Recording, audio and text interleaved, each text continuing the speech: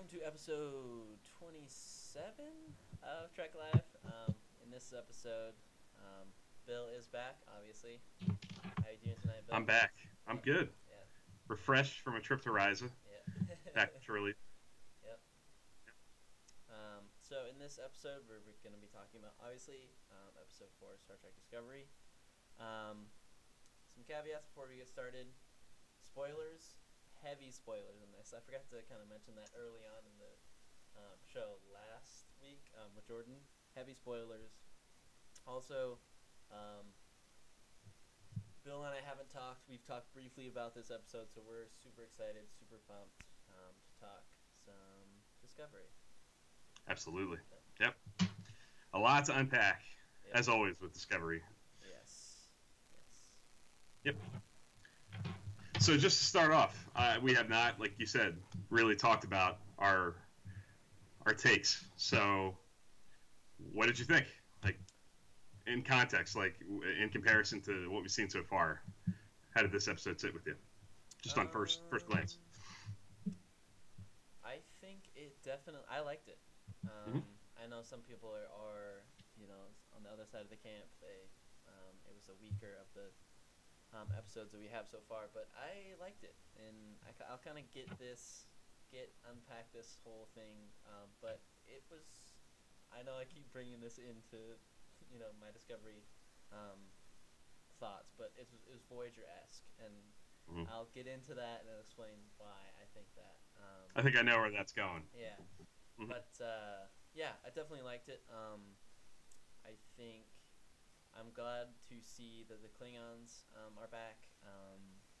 I think they did a pretty good job balancing not too heavy Klingon, but we did get some depth and some development and stuff that's going to make the Klingon arc that much more interesting. So I'm excited to see where the Klingons go. But overall, thoughts on it? Loved it.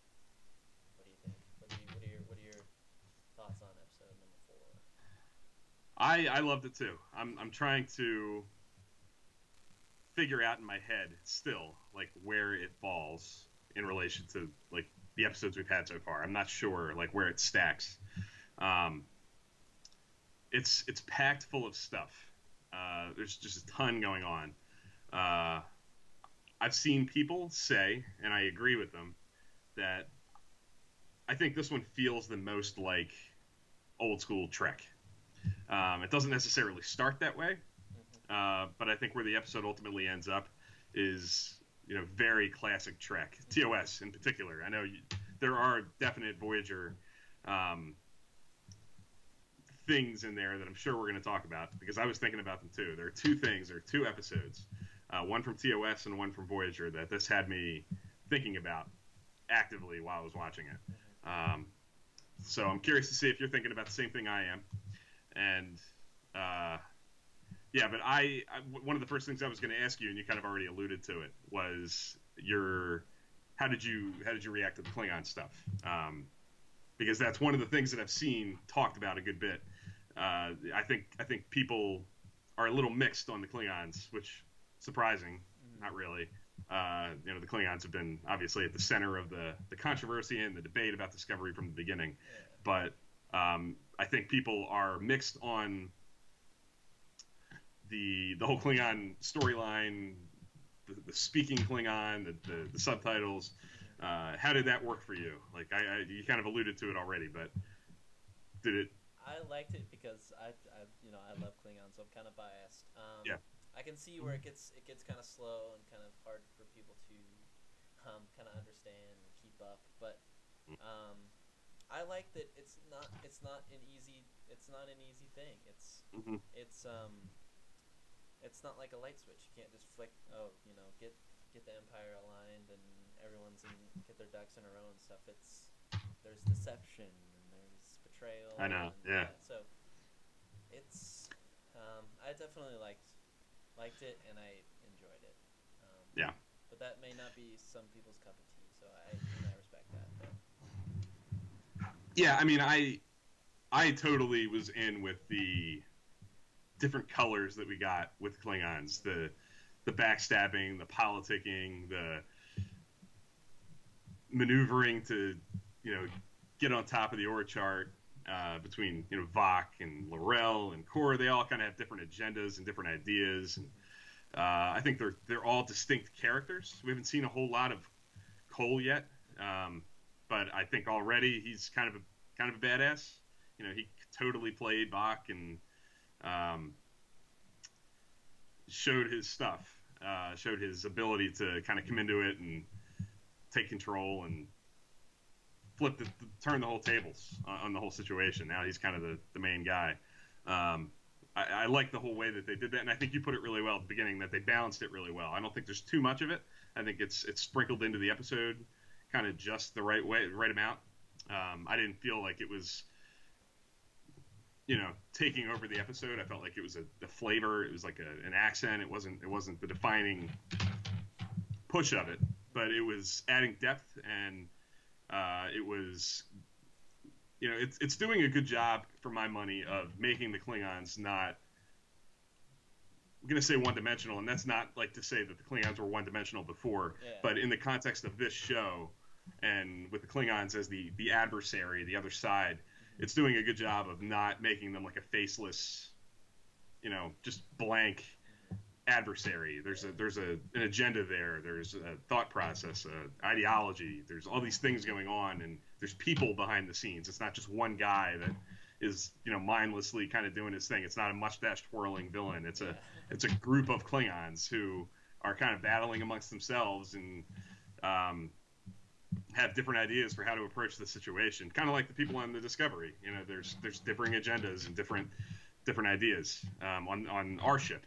So I think it's doing a good job of mirroring that and giving us more than just, a blank adversary.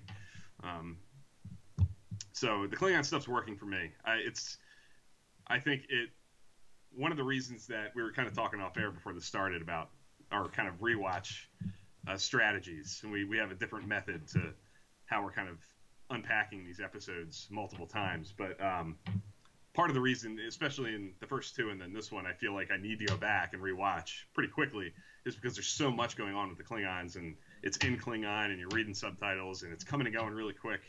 I'm always anxious to go back and try to unpack the subtitles and make sure I'm totally gathering everything that's happening with them. So it's definitely adding a density to the show and the episodes to I think make it more rewatchable. It's more fun to go back and try to piece it all together and see what's going on.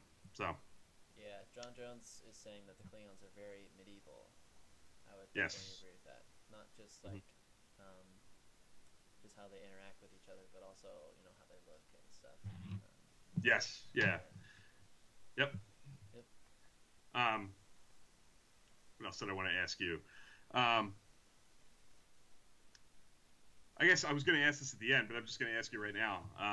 How do you think this compared to? I'll ask it this way: What's been the best episode so far of the four? Ooh, Do you have a definitive opinion on that yet?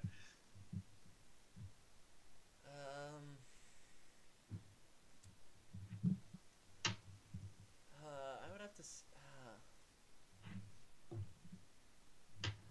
It's tough. I would have to say Context for Kings because I don't know. It just had I think it just it's so hard. It's really hard, and I think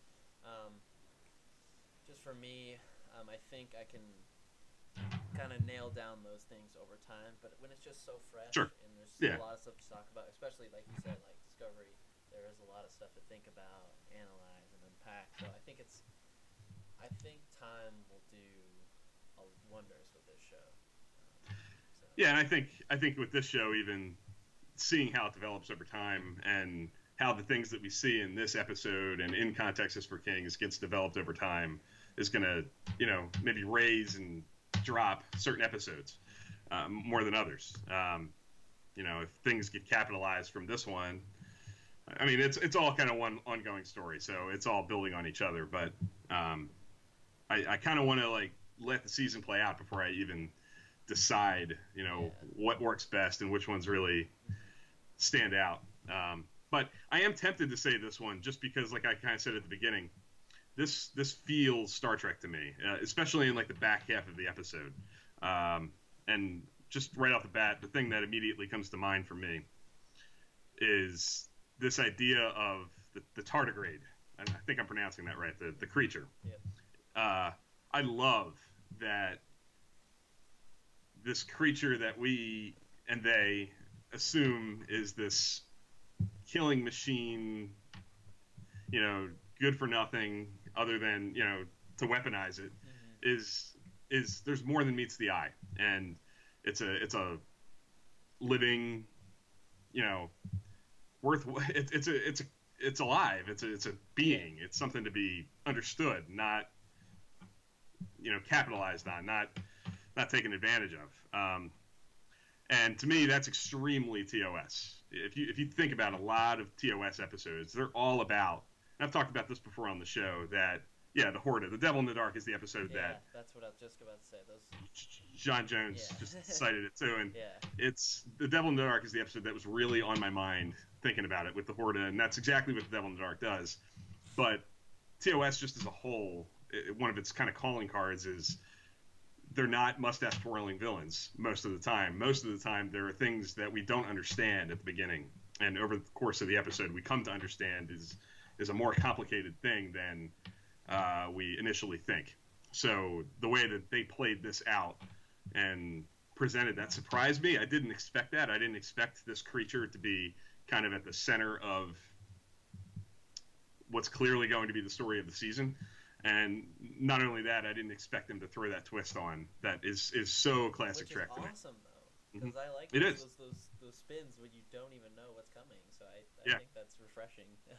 It's extremely refreshing. Yeah. I was thrilled to be surprised by that. So yeah, it definitely had me thinking Devil in the Dark. It definitely had me thinking TOS specifically, which I did not expect. I know that, it's, and the other thing that kind of go along with that is, and I'm certainly theorizing that we kind of have our answer about why we don't see this form of biological propulsion in the future. Clearly this is very sketchy ethical ground, which I'm assuming is kind of leading into your Voyager comparison. I'm assuming. Yeah. Why don't you talk a little bit about that? Like what had you thinking Voyager when you were watching this? So when I just first saw it, just when I first put the two and two together, I thought of Equinox story arc. Me too. And I know people have been talking about it on Twitter a little bit, but yeah, I immediately thought of that. So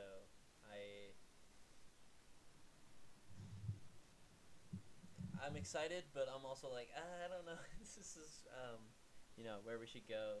It definitely, I think, kind of fits the era, because I think that, especially in this time frame, Starfleet and kind of the whole universe is kind of still in its developmental stage.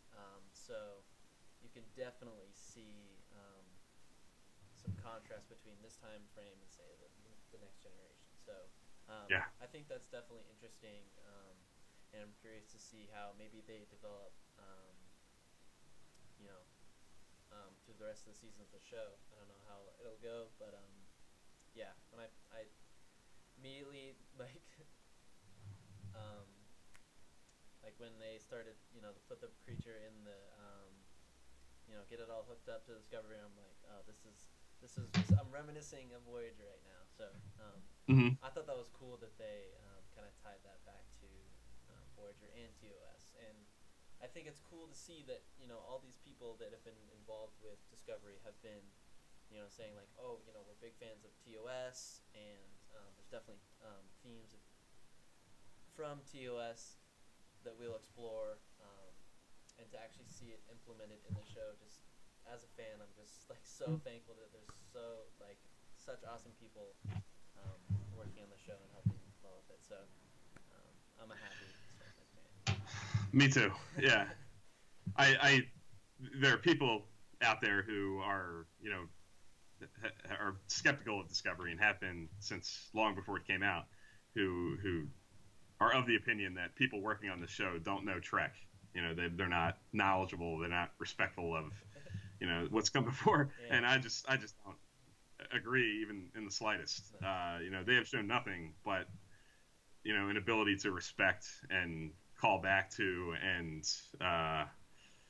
pull from previous Trek in a way that works, like in a way that, you know, I was getting ready to say that they're pulling from everything. Like we kind of already, they're clearly pulling from TOS in the themes, and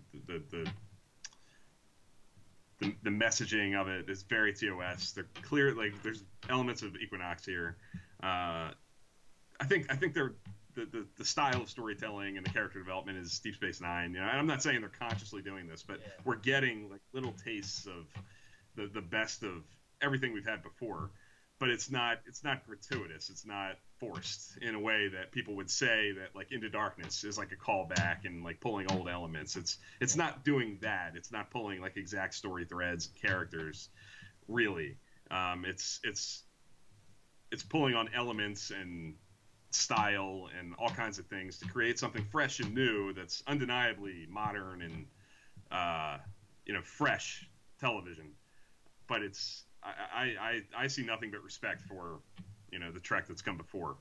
Yeah, I think you're exactly right. It's not like a slap in the face or anything like that. It's No. just so tastefully done and not overbearing. It's awesome. Yeah.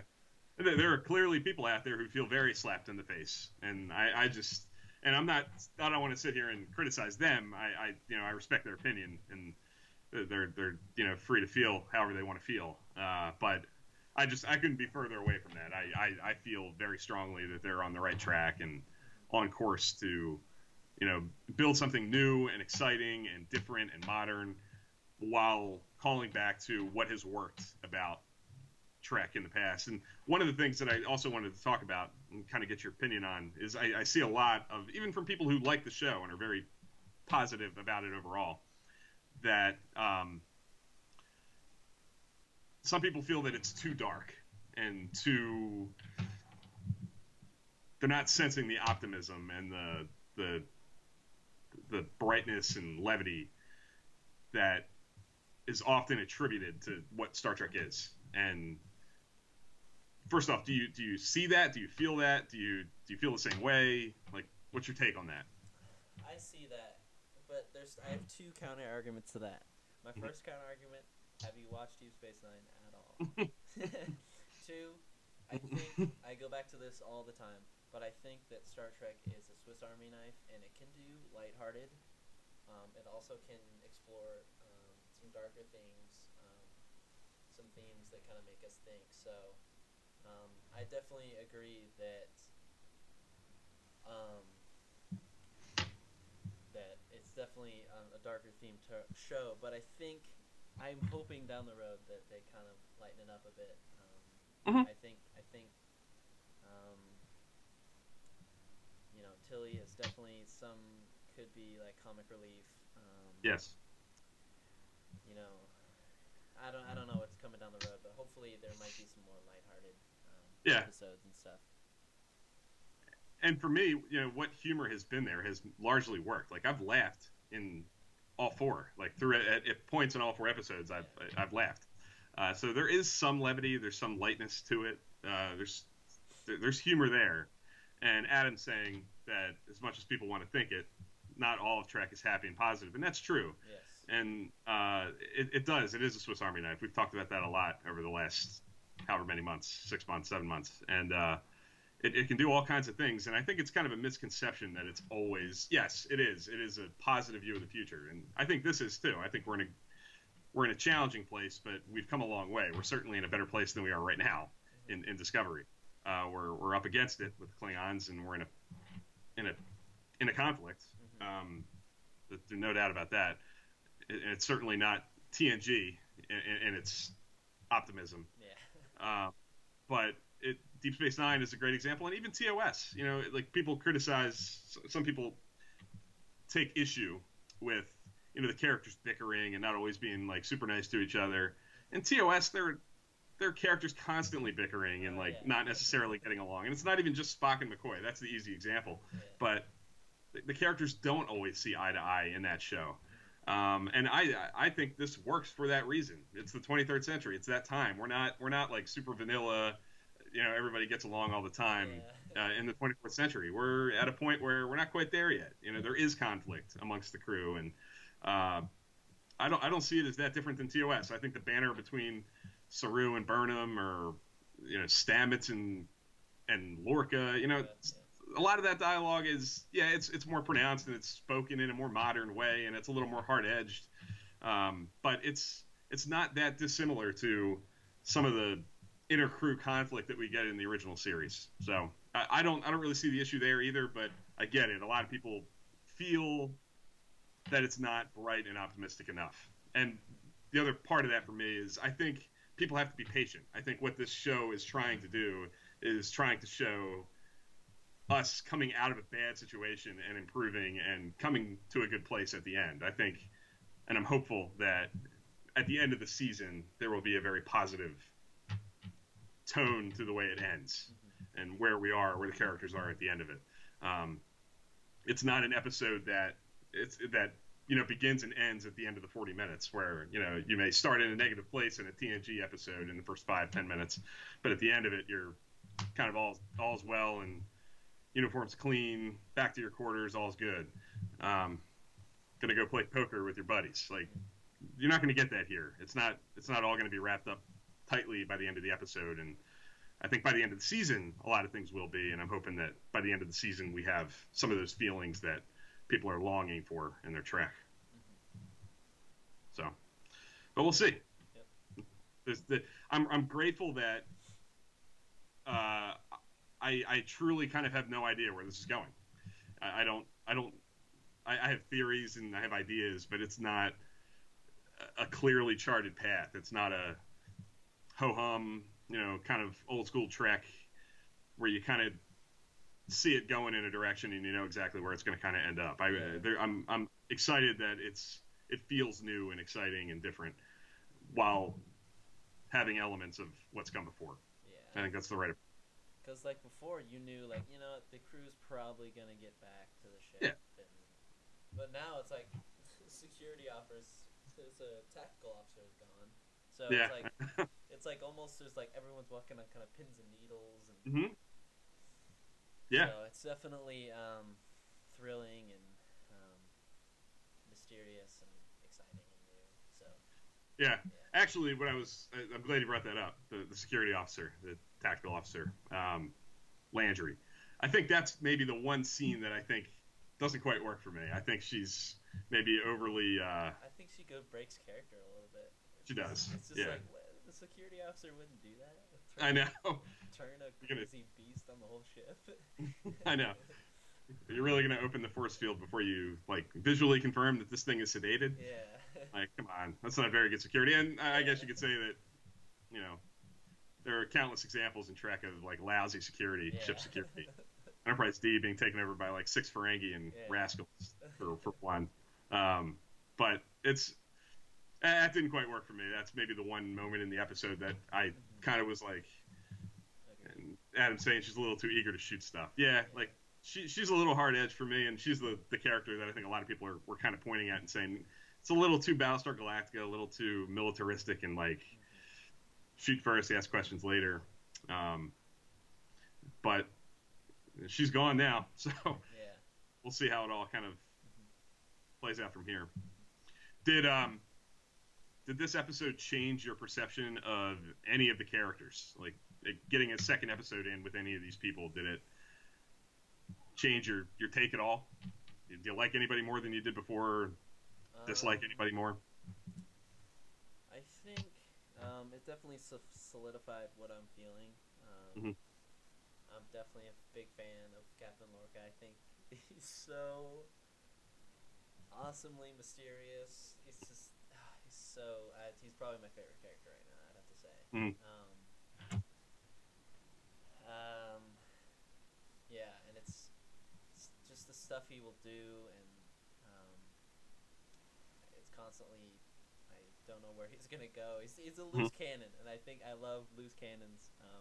I know that isn't typically Star Trek, and especially Star Trek captains, so I think that's why it's cool. That's why it's cool. So Yeah, he's kind of walking that line now between like Cisco to the extreme, like willing to compromise and like do a little too much for the greater good, and he could go the other way where he's like one of these crazy captains who goes off the wall in TOS, like the handful of episodes that we get that. Like he could end up being one of those guys, like Captain, who just goes nuts and has to be dealt with by the end of the season, or he could just be this guy who knows how to walk the line and manipulate people and is working towards the right thing, but isn't necessarily married to using the most ethical methods to get there. And I love that we don't know. This is why I was kind of cool with the idea of not centering the show around the captain. It's cool to have a captain who we don't quite get. You know, by episode 4 or 5 in all the other shows, you kind of know who the captain is. Cisco maybe a little bit less. He develops slowly over time and gets a little more confident as a character as time goes on. But you know, by episode 5 or 6, you kind of know what Janeway is. You know what Picard is. You know what their character traits are, and you kind of have them pinned down as the type of character that they're going to be for the duration of the show. And this is not that. We're going to, over the course of the season, slowly figure out who this Lorca guy is and if he's to be trusted or not. And I think that's a refreshing change of pace. Yeah. Yep. The character that I think, for me, I found myself kind of warming to a lot more. And it's not that I didn't like him before, but I think Stamets had a lot more room to kind of breathe and be a character here than he did in maybe Context is for Kings. I think in Context is for Kings, he's spending a lot of time, you know, giving exposition, explaining the spore drive and the mechanics behind it, kind of establishing his curmudgeon-y self. You know, he's not really necessarily like popping off the page as a person. And I think in this episode he does a little bit more. I love his banter with Lorca. I think every time those two are on screen together, it's great. I think they have a great chemistry, the two actors. I love the scene in sickbay. He challenges the captain. He does. And the captain just shuts him down. He does. He does. He threatens to take his technology and leave. Yeah. He's like, I'm not a soldier. This isn't for me. I'm gone. And Lorca's got that covered. He knows exactly what to say, and that kind of leads to. I thought it was genius for the, not just for Lorca in character to do it, but I think for the show to do it. Lorca playing the distress call over the PA system on the ship. It was ballsy. It was great. Ballsy. That was where I was like, whoa, I don't know, is he going too far with this? And I was just like, you know, it's like, you know, Voyager, Janeway locking the captain in the airlock, and I was just like, man. You know, but I think it worked. It worked for sure. But man. Yeah, it not only works for me like in character, and he's trying to.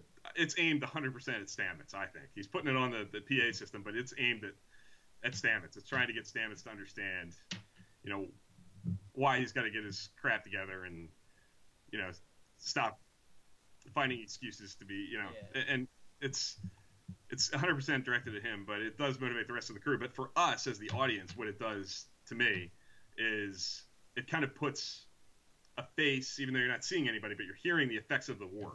We haven't really seen a whole lot other than the battle in the second episode of, you know, Klingons, you know, slaughtering people. Like, there's not a lot of war. We haven't seen a lot of the war. And I think hearing, you know, people dying and chaos on this colony kind of allows us to see, you know, what the effect, like, that this war has weight, that there are people suffering, and that the situation is dire. So I think it was dramatically effective in all kinds of ways. I was glad they did it. Yeah, for me, it justified Lorca, just why he's so insistent on getting everything. Just, you know, the way he is and the way he's, you know, interacting with everybody, and so that's what I mean. It was emotional, obviously, and the things he said for me. But I was like, wow, you know, this is, I understand. I feel like I understand a little bit of what Lorca is kind of going through, and so for sure. Yeah. Adam's saying that it's probably just him, but it feels a little weird to have a blue shirt, or in this case a silver shirt, as the chief engineer. But given the situation, it makes sense. Yeah, I mean, for me, it's it is unusual that he's basically the chief engineer, but if he's a science officer first, and he's like the science officer who's spearheading this technology project that's behind it. It's definitely odd, and it's not traditional, but yeah, I think it just Discovery, the whole ship in general, is just so blurred between the notion of engineering and science, and how yeah, they're kind of just combining almost. So it is. It's interesting to see that. Definitely because I'm a huge fan of like, the engineering characters and engineering of Star Trek. So it's cool to see the blending of the two, for sure. Yeah, I agree. It's a different spin, which is seemingly Discovery's strength, putting different spins on things. Yeah. One thing that I noticed in this episode, I think the musical score was its best so far. I think you noticed that too? Yes. Yep. Yeah. Especially when like the Klingons, like the score change, and you knew it was coming in. We're in Klingon territory now. Yep. So, it was awesome. Definitely. Yeah, I agree with that, and I think they use this motif of like a string version of the main theme, like a slow version of the main theme over a couple different scenes. Like right after the rescue mission ends, and they kind of jump to safety, and then when Burnham is opening the telescope at the end, and that worked for me. Like hearing the main theme, like in the context of the show, and like with a little bit of a different spin, it made me realize how much I like the theme of the show. So that stood out to me. Yeah, I know since you're a fan of the ships and the technology behind the ships and everything, the design of the ships. What did you think of the spinning saucer section with the jump? I'm on the fence right now because to me it's almost like Tasmanian Devil, like they're gone. It's but at the same time I can appreciate it because to do that visually, to have that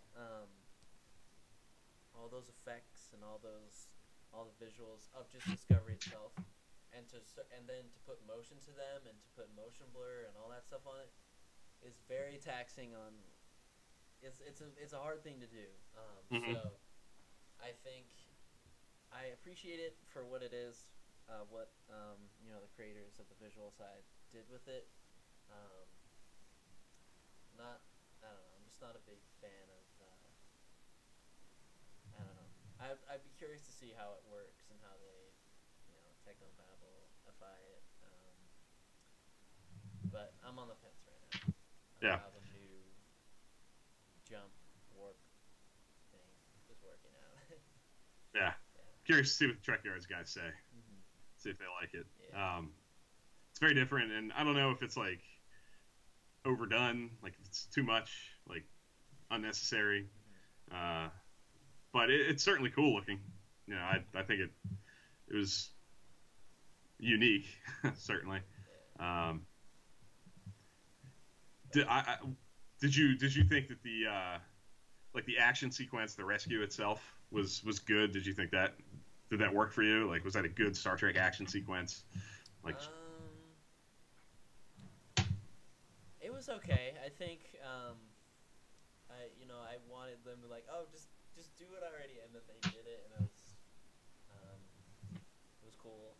I think there's definitely still an element of secrecy that the Discovery's trying to keep, which I thought was cool. They're not trying to be spotted. They didn't linger around the place. They were like, "Well, see you later," and then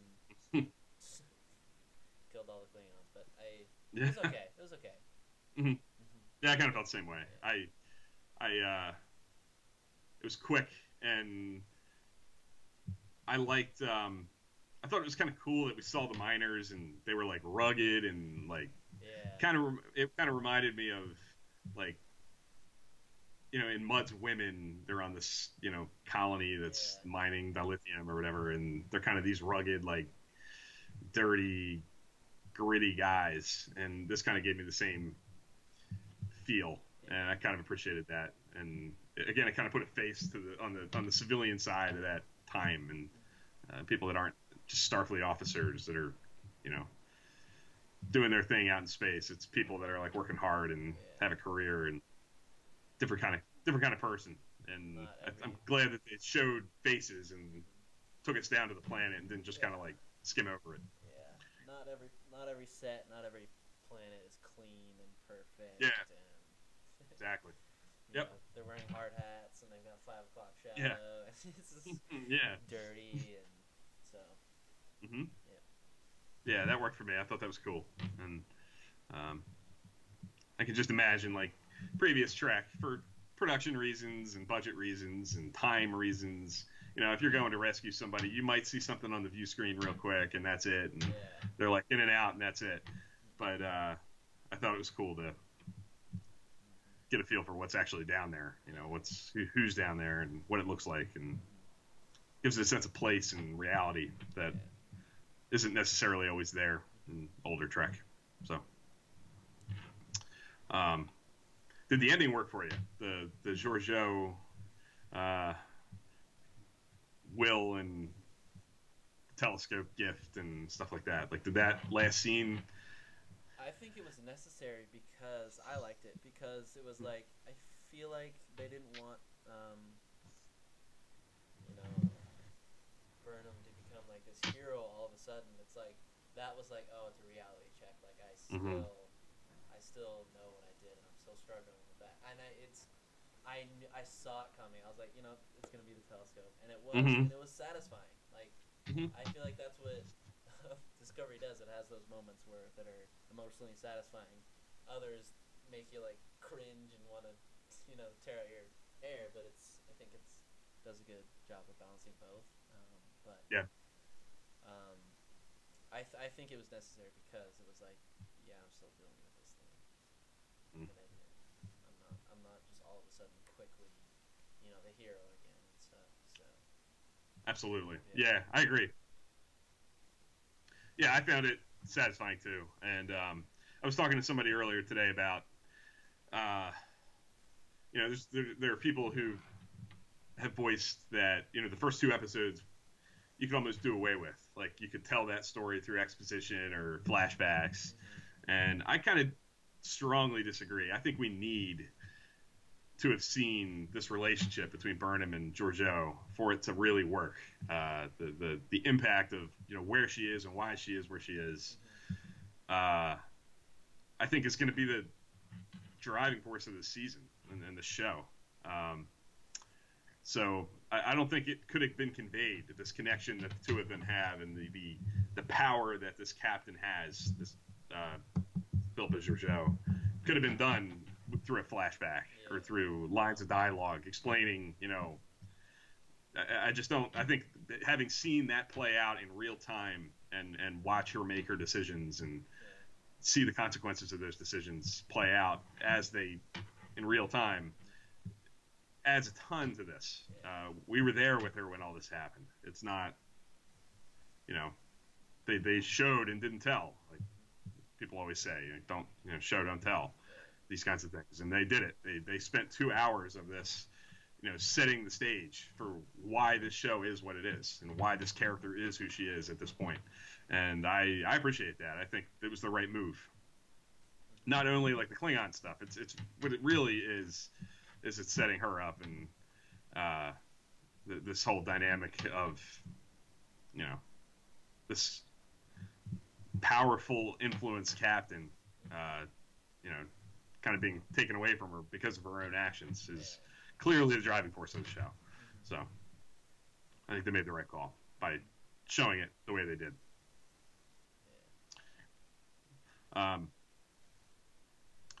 So I guess now that we're 4 episodes in, is Discovery basically what you expected it was going to be? Is it radically different than you were thinking? Like where does the show sit for you right now, having seen a little less than a quarter of it? Yeah, it's just so different. Like I love it because it's so different, and I don't think anyone could. Maybe I just missed it, but I don't think anyone could have seen what has transpired coming, which makes for a great and awesome show, I think. What about you? Yeah. Yeah, it's continually surprising me. I appreciate that. I love reading the online speculation and things people think it's going to do. This past week between episodes 3 and 4, there was a lot of theorizing about, is this Section 31? Is this like covert operations going on here? And that may still come into play. But after episode 4, I felt like that couldn't be further from the truth. I just don't. Yeah. They keep pulling the rug out and like adding new wrinkles and kind of redefining where we're going. And after episode 3, at the end of episode 3, I was kind of thinking, man, I'm not sold on Lorca being like a good guy, good character, but I think by the end he's going to sway more towards like he's a bad dude. He's a captain who's kind of gone too far. And after this episode, I think I'm pushing the other way. I think he's more Ben Sisko than name your bad captain from Trek. So I like that it keeps doing that. I feel differently about it as the episodes go, and that I didn't necessarily expect. I didn't expect it to surprise me the way that it has as it's played out. The thing that worries me though is like rewatchability. Is it going to be the same as classic Trek in your eyes? Well, it's a good question. I think it's different. I want to say yes. I think it will be as rewatchable because it's so dense and there's so much. I already find it very rewatchable. We were kind of talking this beforehand, talking about this before we started streaming. That my kind of habit is, by the time the next episode comes, I've seen the last one like 3 or 4 or 5 times, because I keep feeling compelled to go back because it's so rich and there's so much stuff happening and the dialogue's coming fast and heavy, and there's, especially with the Klingons, like I was saying earlier, there's so much to unpack with their dialogue and they're harkening back to like Klingon history and stuff, and I want to like absorb it all. And I think all that kind of plays into making it more rewatchable because it's not like, I don't know, but at the same time, other Trek doesn't really necessarily have that, but to me it's the most rewatchable stuff ever. So I think they're rewatchable maybe for different reasons, but I'm not super concerned about rewatchability yet at this point. Yeah, and Adam's saying the mutineer angle was totally unexpected, and I agree. I did not see that coming. I didn't see it playing out the way that it did. And his gut feeling is that Tilly is not as innocent as she appears. No way she can be this innocent. Do you agree with Adam? I agree with Adam. There was this like the angle when she was in bed. Like I don't know if it's just I don't know. It would be cool to have something like that. She's not this innocent. Like she's this I don't know, Section 31 agent or Klingon informant or something like that. But I don't know. It'd be cool to see. I definitely think that she has a lot of potential as a character for sure. Yeah. It's going to be interesting. I don't know. Part of me is like, this show is clearly establishing itself as something that is going to present these characters one way and then pull the rug out and show you something else. And that's clearly the direction it seems like it would go with Tilly. And it could very well do that. Or it could be that Tilly is kind of the one that, because of where she's coming from, like fresh right out of Starfleet Academy, doesn't have a lot of experience out there in space. She doesn't have the history and the experience to make her so ambiguous, and she doesn't have all these bad things that have happened to her that are pushing her in all these different directions. So maybe she is like the one pure, like, straight line innocent character that's on the ship, battle hardened after this whole Klingon war. And if I had to bet my money and put $100 down, that's the direction I think they're going to go with it. I think she's going to be the pure innocence that kind of reels Burnham in and maybe reinvigorates her over time, and that helps Burnham regain her like sense of wonder and innocence and stuff like that. I think that's the direction they're going to go, but at the same time, I wouldn't be surprised at all if they pulled something where she's not necessarily bad or has like a negative agenda in any way, but there's more to her than what we're thinking. She's got an ulterior reason for being there besides hotshot cadet, got a really good assignment, placed there for some reason. That wouldn't surprise me at all. But if I had to bet my money, I would say that she's the one character that you kind of, what you see is what you get. But we'll have to see. This is the fun part. It's refreshing to. I keep saying the word refreshing because that's what it is. It's exciting that it's here and it's new, and unlike the last 12 years for me, I'm watching Star Trek and not knowing exactly where it's going. I'm not finding all these other reasons to like find enjoyment, like revisiting old stuff. There's actual mystery and like, ooh, what's going to happen next? It's unreal to kind of have that back after so many years of just watching the old stuff. It's pretty cool. Star Trek Discovery, the subway of. Yes. Yep. Yep. Eat fresh. Yep. It's it's totally won me over at this point. I don't know, like I was saying at the beginning of this, I don't know how to stack the episodes or which ones I like the most, or my kind of too early. My whole persona on Twitter, I guess, is the guy who grades episodes and ranks them, kind of like Enterprise Extra does, and so I feel like compelled to like force myself to do that, but I'm really pushing against that. I want to see it play out. I'm able to do that with the old stuff because I've seen the old stuff so many times and I know it like the back of my hand. And this is not that way. I can't do that. So. Do you see what Adam said? That's why I'm laughing so hard. Yes, I went to Kaizen and I feel refreshed. Yes, not as refreshed as maybe I would like, but yeah. You know how Ryza is, Adam. Yeah. Any other thoughts on anything come to mind we haven't covered? I feel like we've covered a lot of it. We have covered a lot, but then at the same time, there's just so much. We'd love to hear from you guys if you guys have any topics. I definitely have stuff we could talk about. Yeah. John Jones makes the point that he thinks that Discovery has come out of the blocks quicker and is more sure of itself than any series since TOS, and I agree with that. Totally. Yeah. I think a lot of the other shows, we've talked about this before, a lot of these shows have either had mixed starts or slow starts. This one, I think, kind of knows exactly what it is right off the bat. Yeah. So. And I think it has to be, especially the nature of, like we talked about this before, but the nature of current television. You have to be great out of the gate because there's so much great television out there. I mean, people have said like this might be the golden age of television, because I think it is. Television just offers a little bit more, in my opinion, than a movie can. And it's I don't want to get the movie critics all fired up, but I love movies, so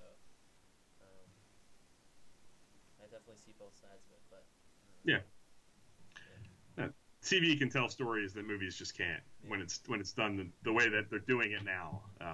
When you think of shows like Breaking Bad and Mad Men and The Sopranos and shows like that really build over time and build momentum and develop their characters and tell big stories that take place over years and don't hit the reset button every week. It's something that can only be done that way, and because of over the course of the last 10, 15 years, 20 years maybe, TV's gone that way. It's attracting more film talent. You're getting all kinds of great actors and great behind the scenes people, writers, directors that are contributing to TV, and I think it is a golden age of television. I think we're both pretty young guys, so it's not like we've been sitting here watching TV for like 50 years or anything, but I believe people who have when they say that this is TV at its peak. There's Game of Thrones, obviously, too. No disrespect to the Game of Thrones cult out there, That's the same type of deal. TV is just on the top of its game, and Discovery is a product of that time, of that sort of storytelling. And I think we're lucky to have it. We're lucky to have Trek, in this form, building on, today's TV landscape and not forcing itself to fit in a box that we've kind of come to know Trek as. And I can't wait for you to watch the Orville, Dan. We're gonna have to. I think maybe during the break, like in between the mid-season break, catch up we're gonna on some Orville and have an episode just on the Orville, because that's without getting too much into it. I just watched the most recent 2 episodes today, and the Orville is exactly what Star Trek would be, like if Discovery was done in the old school, 90s version. It's certainly, it's a Seth MacFarlane sort of comedy. It's not Family Guy comedy or anything, but it's got the Seth MacFarlane humor in it in a way that I would imagine that a new Trek show wouldn't. But it's done very much in the style of 90s, early 2000s Star Trek. And I think it's giving us a window into what that show would look like if that's the direction they went. And while I enjoy the Orville, and I hope it lasts, and I hope it gets to establish itself and build confidence and become a great show over the course of time, I'm glad that we got what we got in Discovery. I'm glad that that's the direction that they ended up going in. I think it's more sustainable, and I think it's more likely to succeed over time and to build and to, give us a new golden age of Trek in this golden age of TV. I think it's the direction that could give us more content over time. So, yeah. John Jones is saying that he likes the Orville because it's 90s Trek. It's exactly, it's amazing how 90s Trek it is. Yeah. It's clearly done, and we know, anybody who knows Seth MacFarlane and knows his connection to Trek and knows that he's a super fan. He loves specifically The Next Generation, and it's all over that show. And it's a novelty. It's cute. It's nice. I enjoy it. Yeah, he was in Enterprise. He was in Enterprise.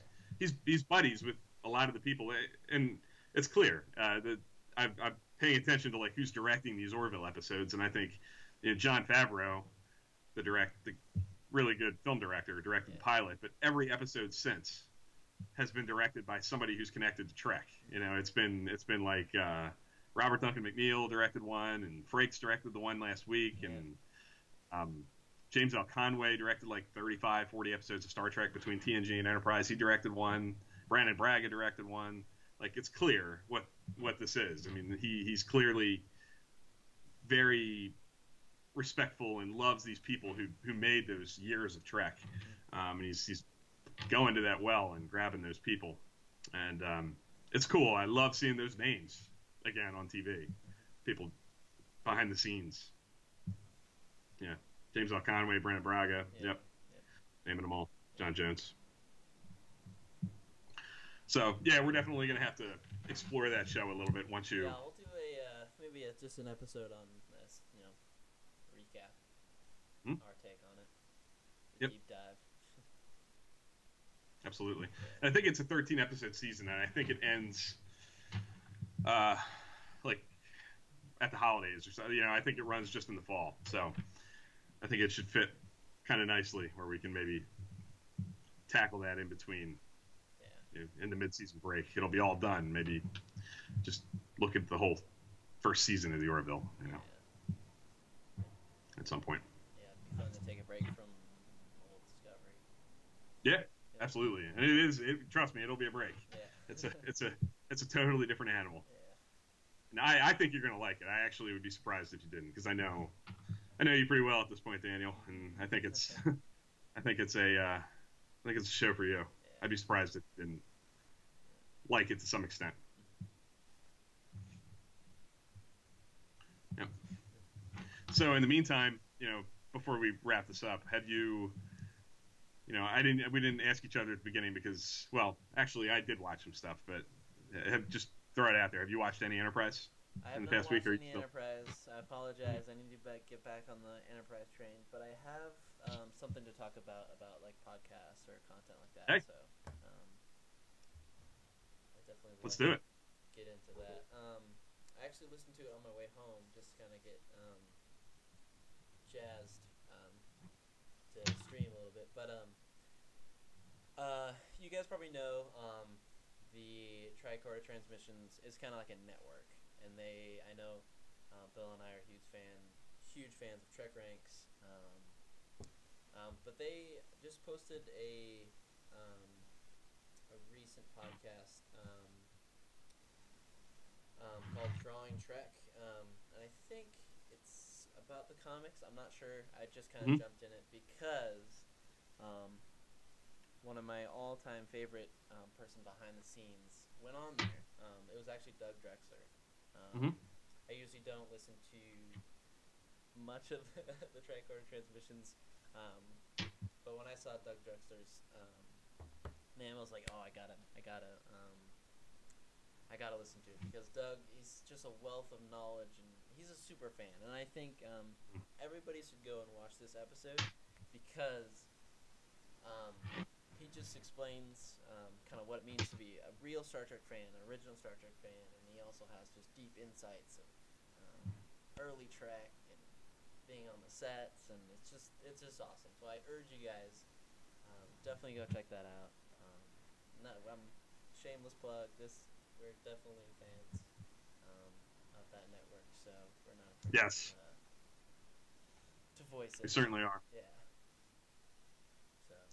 Yeah, and that's my spiel. yeah, and I gotta listen to that, because I too love Doug Drexler. I love whenever he's on anything. Yeah.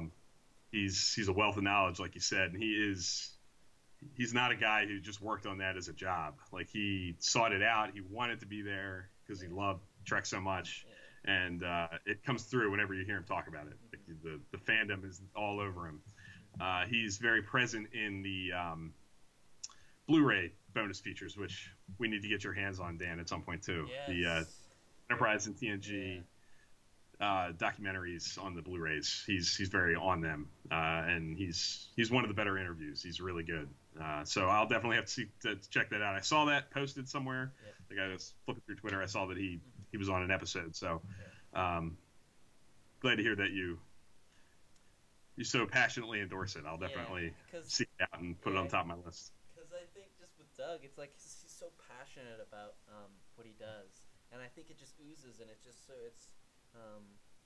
it's almost contagious. And I strive to be like him. I want Trek Live to be a place where fans can come and see our passion, and we can light their fire and light their passions. So hopefully we can continue to do that, for sure. Absolutely.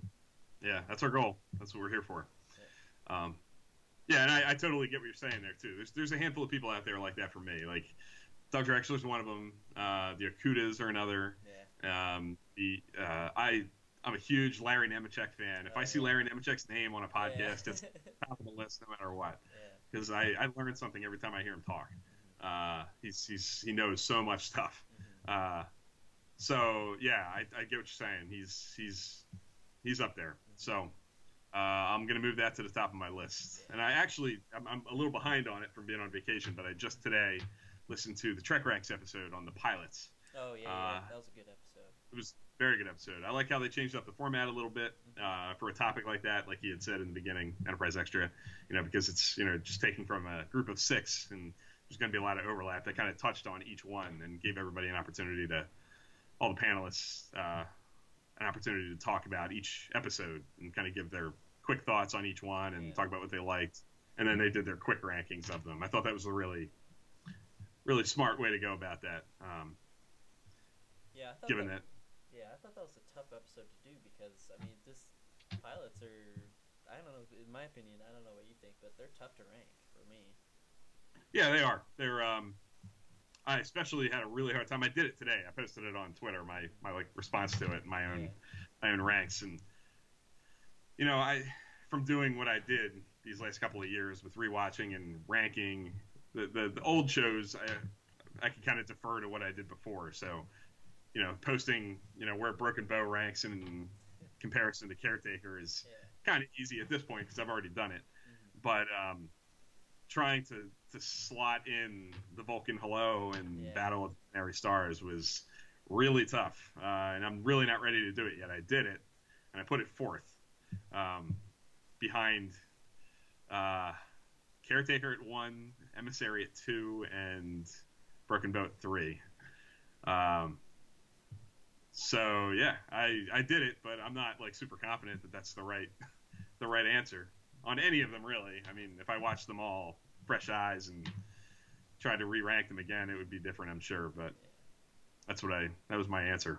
What's your favorite pilot? What would your? I'm not going to ask you to rank them all 1 through 6, but what would your number 1 be? Put your Trek ranks on. Oh, that's tough. I have to go with Caretaker. For me, Emissary on your list, that was surprising for me. Because I actually like Broken Boat number 2. And then kind of similar to you, just Emissary, and then Molten Hello, and then so on. I think I had part 1. Yeah. Yeah. Yeah, I was just surprised to see Emissary on your list. Emissary is it grows on me as I get older, and the stuff with Sisko in the wormhole with the celestial, or the wormhole aliens, the prophets, whatever you want to call them, totally works for me. I'm totally like blown away by him explaining life through baseball and like linear existence. He's literally explaining linear existence to creatures that have no concept of it, and the writing of it and the ability of the writers to convey that somehow is just blows my mind when I watch it. I can't even believe that that's what they're doing in their pilot. So I have a lot of respect for Emissary, and Caretaker's my 1 because I think it really effectively sets up the whole premise of the show. It's the one show that has like the premise that runs throughout the entire thing, like one thing pulling it from episode 1 to episode 172 or whatever, and and I think it sets it up perfectly, and not everything they set up gets ultimately, capitalized on, but it does a really good job of cleanly defining all of the characters. You get a pretty good idea of the relationships between a lot of the characters. So yeah, I think it's the best pilot, and there's some disagreement about that on the podcast, which was interesting. I liked hearing some of the different takes on it, but it's always been my favorite of the pilots. Yeah. Any other podcasts? Any other YouTube stuff you've checked out in the last week or so? I think so. Besides Trek Ranks, the drawing track, like I said. I also urge you guys to listen to The Journey. I think. There's also one other app. I just remembered. To The Journey is just fun. I think they have a great time. So that's why I like listening to it. It's just really fun. But there was a Primitive Culture that.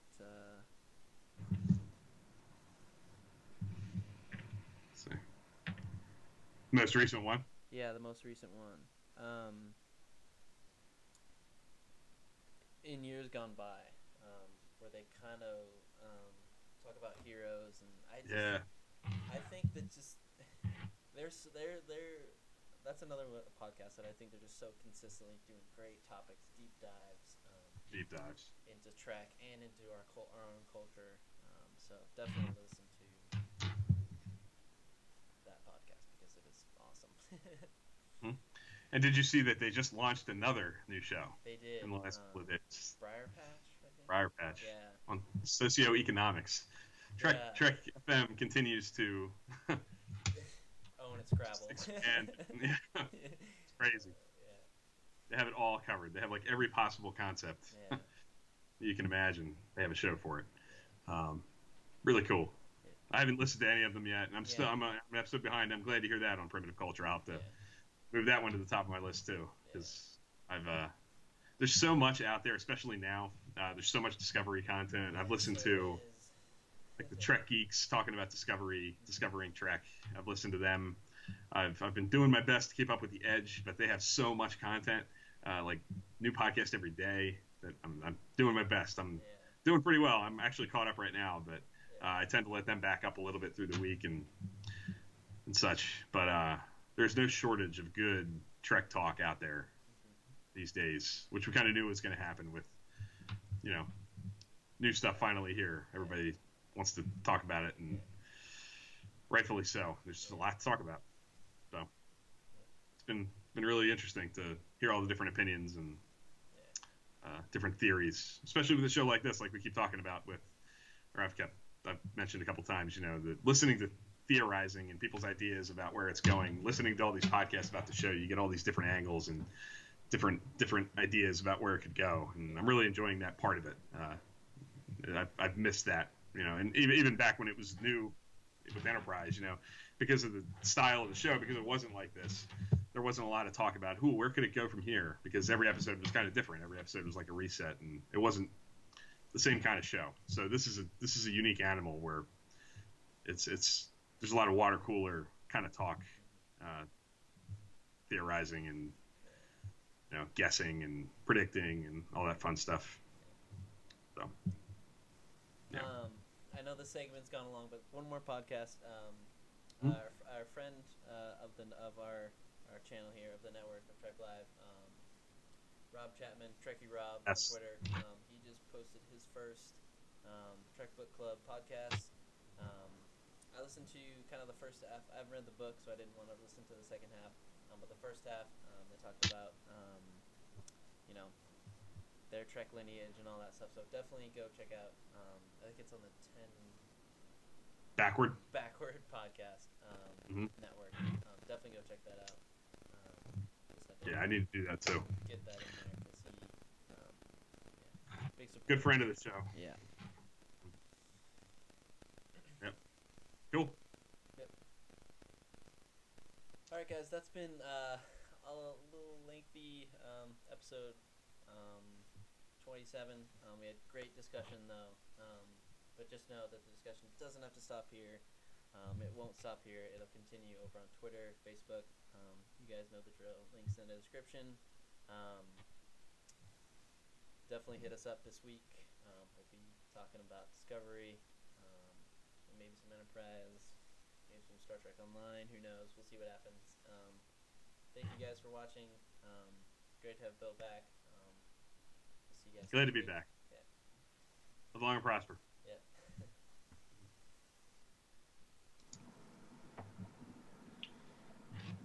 3, 2, 1.